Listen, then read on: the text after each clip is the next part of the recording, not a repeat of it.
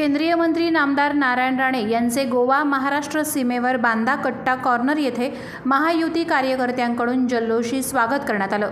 राणे साहेब आगे बढ़ो, हम आपके साथ है च्या घोषणांनी परिसर दणाणून गेला होता।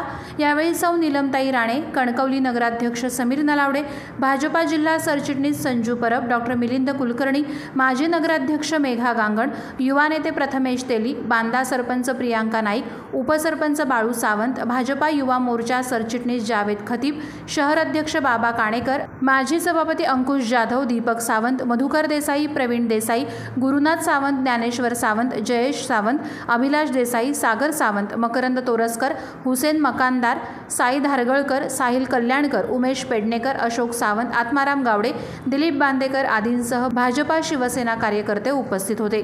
प्रहार डिजिटलसाठी प्रवीण परब, बांदा, सिंधुदुर्ग।